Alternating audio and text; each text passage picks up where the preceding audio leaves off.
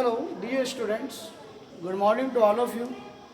Today is the lecture number 1 for class 9th and chapter is the force and law of motion.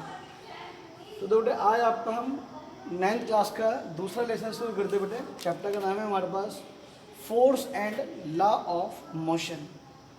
तो बेटे सबसे पहले what is force? आप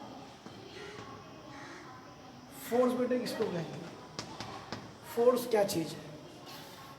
बेटे force क्या चीज़ होती है? अगर जब आप किसी चीज़ को पुश या आप पुल करते हैं तो उसको हम बेटे उसको हम फोर्स कहते हैं। यानी कि ए पुश और pull on a body is called force. For example, जैसे कि बेटे एक फुटबॉल का प्लेयर फुटबॉल पर किक लगाता है तो वो पुश होती है, correct? This is a force. अगर बेटे मान लीजिए आप कोई दरवाजे को आप पुल करते हैं या किसी चीज़ को आप पुल करते हैं, जस्ट लाइक जैसे रिक्शा वाला रिक्शा को पुल करता है, तो ये क्या हुआ आपके पास बेटे फोर्स। आप साइकिल को क्या करते हैं बेटे? पुल करते हैं। This is also a force. यानी कहना मतलब बेटे जब कोई ऑब्जेक्ट पुश या पुल करा जाता है किसी बॉडी के ऊपर तो उसको हम फोर्स कहते हैं, ठीक है ना? तो effect of force, effect of forces, यानी बेटे एक फोर्सेस के क्या क्या इफेक्ट हो सकते हैं। Number 1, a force can move a stationary object. बेटे अगर कोई ऑब्जेक्ट रेस्ट में है, जस्ट लाइक कि आपके घर में आपके पास साइकिल है, आपकी साइकिल रखी है घर में, आपके स्कूल का टाइम हुआ, आपने साइकिल को निकाला और लेकर आप चल दिए, तो आपकी साइकिल क्या थी बेटे? इनिशियली वो रेस्ट में थी, आप उसको स्कूल के लेकर चल दिए, तो वो क्या हुआ बेटे? It is the effect of force. यानी कि आपने साइकिल पर पेडलिंग करी, पेडलिंग कर कर आपने उसके ऊपर फोर्स लगाई और उस फोर्स की वजह से बेटे उसके अंदर मोशन आ गया। तो ये होता है बेटे a force can move a stationary object. And number 2, a force can stop a moving object, ठीक है ना? फॉर एग्जाम्पल, जैसे कि आपके पास साइकिल है, आप साइकिल लेकर चल रहे हैं, सामने कोई ऑब्स्टेकल आ गया, आपको साइकिल रोकनी है, तो आप क्या करते हैं बेटा? हम ब्रेक लगाते हैं। तो ब्रेक क्या होगी? ब्रेक भी एक टाइप की फोर्स ही है, यानी कि वो फोर्स है बेटा जो साइकिल की आपको रोक रही है, ठीक है ना? तो ये एक तरह से हो गया बेटा बैकवर्ड फोर्स। और जब आप साइकिल को पेडलिंग कर रहे हैं तो वो हो गई फॉरवर्ड फोर्स, ठीक है ना? तो जब हम ब्रेक लगाते हैं तो बैकवर्ड फोर्स होती है और जब हम मोशन में लाते हैं साइकिल को तो वो फॉरवर्ड फोर्स हो जाती है, correct? Number 3, a force can change the speed of a moving body. मान लीजिए बेटे आप अपने साइकिल पर जा रहे हैं, करेक्ट? आप अपनी साइकिल पर जा रहे हैं, आपने घड़ी को देखा, अरे स्कूल का टाइम बहुत कम रह गया, तो आप क्या करोगे? आप साइकिल की पेडलिंग फास्ट करोगे। जब आप पेडलिंग फास्ट करोगे तो you will exert more force on the cycle pedalling. उससे आपके पास क्या होगा बेटे? साइकिल की स्पीड आपके पास और इंक्रीज हो जाएगी। इट मीन्स आप अगर फोर्स को इंक्रीज करते हैं तो आप साइकिल की स्पीड को भी इंक्रीज कर सकते हैं। 4th, a force can change the direction of a moving body, ठीक है ना? आप फोर्स लगाकर किसी भी ऑब्जेक्ट की डायरेक्शन को बदल सकते हैं। जैसे कि एक फुटबॉल का प्लेयर, मान लो फुटबॉल बेटा सीधी ऐसे जा रही है, उसको इधर करना है तो अपने पाँव से क्या करेगा? इधर करेगा, करेक्ट? रैकेट से शटल आपको नीचे की तरफ पुश करना है तो आप हैंडलिंग को कैसे करेंगे? आप डायरेक्शन को, फोर्स की डायरेक्शन को बदल दोगे तो 100% शटल की डायरेक्शन भी बदल जाती है। कहना मतलब ये एक फोर्स लगाकर आप ऑब्जेक्ट की डायरेक्शन को भी चेंज कर सकते हैं। 5th one, a force can change the shape of a body. आप बेटे एक ऑब्जेक्ट की शेप को चेंज कर सकते हैं बाई अप्लाइंग द फोर्स। मान लीजिए बेटे जैसे कि आपके पास एक बैलून है, आप बैलून को पुश करिए तो डेफिनेटली बेटे उसकी शेप और साइज उसका बदल जाता है। तो ये बेटे कुछ एग्जाम्पल थे। जो बेटा व्हाट इज द फोर्स ये हो गया बेटा आपके पास। इफेक्ट ऑफ फोर्स क्या होता है बेटे? ये आपको समझा दिया गया। अब जो आता है बेटे बैलेंस एंड अनबैलेंस्ड फोर्स, ये बेटे इंपॉर्टेंट पार्ट है आपके पास। तो सबसे पहले आता है बेटे बैलेंस्ड फोर्स।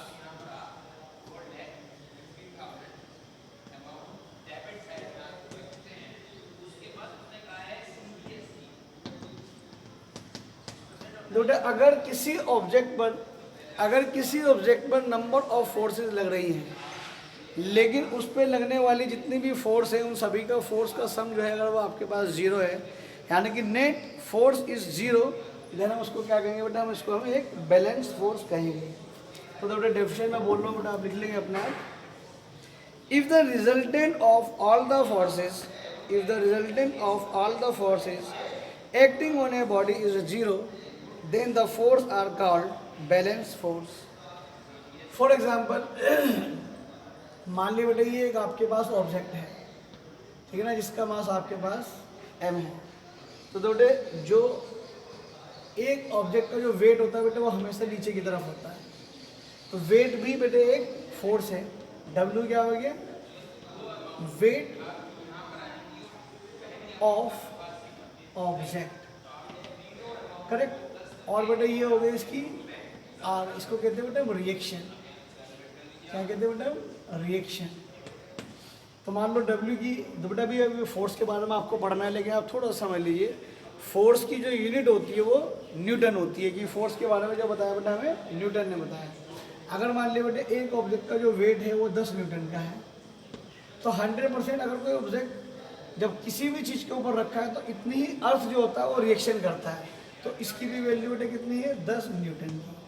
अब मान लीजिए बेटे इसके ऊपर नंबर ऑफ फोर्स लगती है, ये जो फोर्स है F1 की वैल्यू बेटे मान लीजिए बेटे मैं 5 न्यूटन लेता हूँ, करेक्ट। और जो F2 की वैल्यू है मान लीजिए बेटे मैं 15 न्यूटन लेता हूँ, करेक्ट। अब जो फोर्स लग रही है बेटे इधर की तरफ भी फोर्स लग रही है, मान लीजिए यहाँ पर जो F3 लग रही है बेटे वो आपके पास क्या लग रही है, वो आपके पास 10 न्यूटन की लग रही है, और करेक्ट। और जो F4 जो फोर्स लग रही है बेटे वो भी आपके पास 10 न्यूटन की फोर्स लग रही है। तो यानी कि देखो बेटा हमारे पास कितनी फोर्स हो गई, टोटल 6 टाइप की फोर्स हो गई। एक तो बेटा ऑब्जेक्ट का वेट हो गया, वेट जो होता है बेटा हमेशा नीचे की तरफ होता है, और किसी भी जगह जो वेट रखा रहता है उसके ऊपर रिएक्शन जो लगती है तो वो हमेशा ऊपर की तरफ लगती है। तो फोर्स की यूनिट न्यूटन होती है, वेट भी एक फोर्स है, रिएक्शन भी एक फोर्स है, और ये तो फोर्स है ही। तो देखो बेटा जो फोर्स होती है बेटा वो एक वेक्टर क्वांटिटी होती है।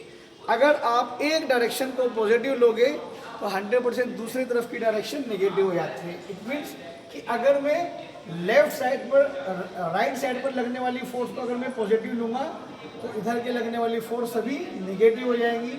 अगर मैं ऊपर वाली फोर्स को पॉजिटिव लूँगा तो नीचे वाली फोर्स सभी नेगेटिव हो जाएंगी। तो देखो जो नेट फोर्स है वो क्या है, जो नेट फोर्स कहिए, और आप इसको रिजल्टेंट फोर्स भी कह सकते हैं। जो रिजल्टेंट फोर्स है बेटा वो क्या है, उसको बेटे मैं F नाम दे देता हूँ, ठीक है ना। तो क्या हो गया बेटे, F1 plus F2 plus F3 plus F4 plus R and plus W। तो बेटे जो राइट हैंड साइड की फोर्स है उसको हम पॉजिटिव लेते हैं तो इधर की फोर्स सभी नेगेटिव हो जाएगी। तो F1 की वैल्यू कितनी बेटे 5, F2 की वैल्यू कितनी 15। अब ये वैल्यू जाएंगी बेटे किस में जाएंगी, निगेटिव हो जाएगी, माइनस का 10 प्लस R बेटा आपके पास ले लिया बेटा हमने, ऊपर वाली फोर्स ले लिया पॉजिटिव और नीचे वाली फोर्स आ गई नेगेटिव। तो बेटे ये सभी जो है बेटे वो एक दूसरे से कट जाता है, तो फोर्स क्या आ जाती है बेटे, जीरो। तो बेटा अगर किसी ऑब्जेक्ट पर लगने वाली टोटल फोर्सेस का सम अगर जीरो है तो 100% वो एक बैलेंस फोर्स कहलाती है। अगर बैलेंस फोर्स है तो 101% एक ऑब्जेक्ट रेस्ट में रहेगा। कोई भी ऑब्जेक्ट अगर रेस्ट में होता है तो समझ लीजिए बेटे बिकॉज ऑफ बैलेंस फोर्स की वजह से ही एक ऑब्जेक्ट रेस्ट में रह पाता है। अब बेटे ये हो गया आपके पास बैलेंस फोर्स, और अब बेटे ले लेते हैं अनबैलेंस्ड फोर्स। तो जो अनबैलेंस फोर्स है बेटा वो क्या चीज़ है, ठीक है ना। अब बेटा अनबैलेंस फोर्स मान लो वेट तो बेटा आपके पास यही है और रिएक्शन बेटा आपके पास ऊपर है। अब बेटा मैं थोड़ी सी इसको वैल्यू इसको चेंज कर देता हूँ, ठीक है ना।